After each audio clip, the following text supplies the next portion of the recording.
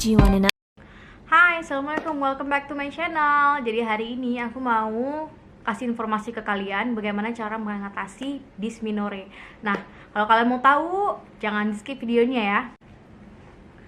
Jadi untuk dysmenorrhea itu sendiri merupakan masalah ginekologis yang terjadi pada seorang wanita pada saat dia mens gitu. Ini terjadi biasanya pada remaja ataupun dewasa muda. Nah, dysmenorrhea ini sendiri terbagi atas dua. Nah, untuk yang primer sendiri, ini tidak didasari oleh keadaan patologis ataupun adanya penyakit lain. Jadi murni hanya karena kontraksi rahimnya terus menyebabkan rasa sakit karena dia kan mau keluarin darah-darah itu untuk menstruasi.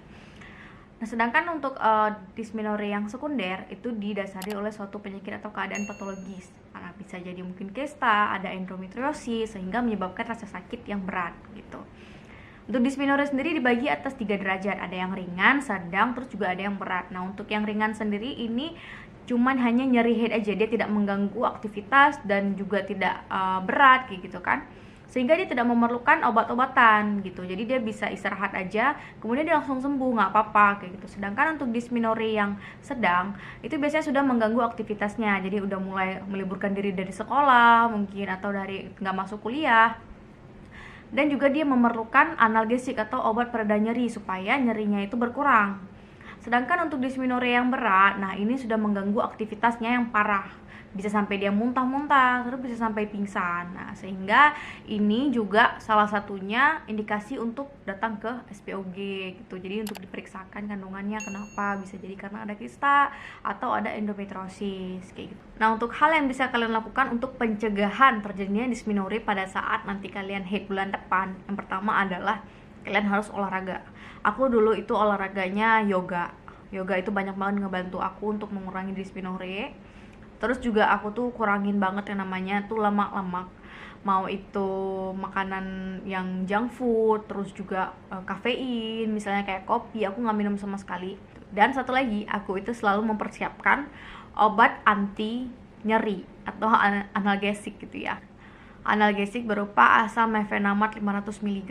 Biasanya sih kalau misalnya dijual bebas tuh ada namanya Feminax, itu kalian bisa pakai. Itu kalian harus sediain itu pada saat kalian mau haid. Kalau kalian nggak suka obat-obatan ya nggak apa-apa, kalian bisa pakai cara aku, tapi harus dengan cara istirahat di rumah, kita baringan, terus masukin air hangat. Tapi kalau aku ya cenderung lebih panas, karena kenapa aku lebih suka yang panas itu karena biar agak lama gitu tahannya. Kalau misalnya yang hangat tuh kadang kita baru letakin sebentar di perut atau di bagian belakang punggung gini, terus sebentar udah normal lagi suhunya kayak gitu. Biasanya aku pakai itu, aku biasanya pakai botol yang kayak gini, atau kalau kalian punya yang kayak gini lebih bagus juga. Orang-orang dengan yang punya riwayat asam lambung, masalah dengan asam lambung itu akan lebih berat. Pada saat dia dysmenorrhea, dia akan mual, muntah kayak gitu karena kayak banyak gas di. Aku tuh sering banget dapat pasien dia udah nyari kesakitan luar biasa karena itu hari pertama dia haid. Tapi orang-orang di rumah sakit tuh pada kayak mungkin karena mereka nggak pernah ngerasain, mereka tuh kayak ya udah nyeri head aja kayak gitu. Aku juga pernah nyeri head. No, tidak semua orang sama nyeri headnya. Aku cuma mau bilang itu. Jadi jangan pernah kalian meremehkan nyeri head orang lain gitu, senggugut. Apalagi cowok-cowok kalau misalnya ceweknya tuh lagi PMS lagi ataupun lagi nyeri head, lagi senggugut, itu coba-coba untuk bilang ala gitu. Enggak banget, itu luar biasa sakitnya kalau orang yang bener-bener dysmenorrhea ya. Tapi kalau misalnya pada wanita normal memang nyeri sih, tapi nyerinya tuh nggak separah yang orang-orang dysmenorrhea ini. Nah, orang-orang yang dysmenorrhea juga kita nggak bisa sepelekan karena biasanya ada sakit yang dasarnya, pasti ada penyakit dasarnya itu. Apa sih kok bisa dia dysmenorrhea kayak gitu? Apakah kista mungkin, ataukah mungkin ada masalah endometriosis?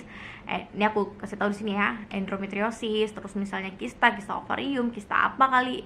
Nah, biasanya ada penyakit penyertanya yang mendasari dia kenapa sih bisa dysmenorrhea. Karena pada dasarnya memang semua itu dysmenorrhea, nggak dysmenorrhea yang dysmenorrhea berat, semua orang juga nyeri head juga tetap. Cuman ada orang yang luar biasa sakitnya tuh sampai pingsan, sampai kalau kita lihat dia itu mukanya sama semua, udah pucet luar biasa. Nah, itu biasanya orang-orang yang udah nggak tahan lagi, tapi mau bilang tuh kasih tahu ke orang lain tuh malu karena orang lain juga hey tapi kok nggak kayak kita kayak gitu kan. Bagi kalian yang misalnya memang udah nyerinya tuh udah nggak tertahankan lagi, untuk kalian minum asam mefenamat itu sudah terlambat pastinya, karena setiap obat itu dia butuh butuh jam kerjanya kayak gitu. Nggak langsung kalian minum obat plep langsung selesai masalah kalian, enggak. Jadi dia butuh juga waktu kerja dia. Jadi mau kerja dulu dia baru selesai, baru ada efeknya kayak gitu. Jadi kalau kalian udah nyeri banget, datang aja ke rumah sakit atau puskesmas bisa juga sih, atau klinik kayak gitu.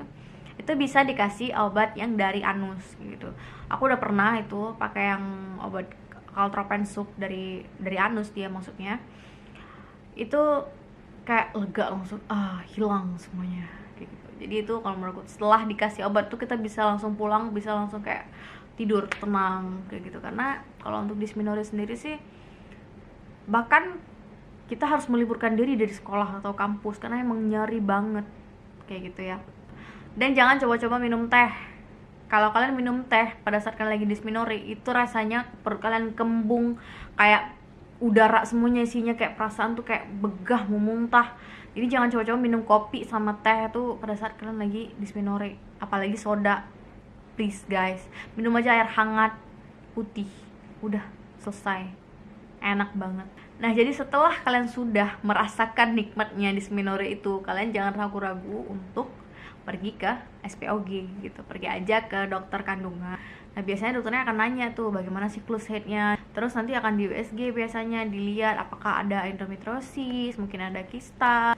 Nah, jadi itu aja informasi dari aku. Kalau misalnya nanti kalian ada pertanyaan seputar video ini ataupun seputar medis, kalian bisa tanyakan di kolom komentar. Nanti aku bisa jawab dan bantu kalian sepengetahuan aku. Kalau misalnya kalian suka sama video ini, jangan lupa klik like, kemudian klik tombol subscribe, dan juga jangan lupa untuk komen di bawah dan juga share video ini supaya video ini lebih banyak manfaatnya ke teman-teman kita semua. See you on my next video. Assalamualaikum.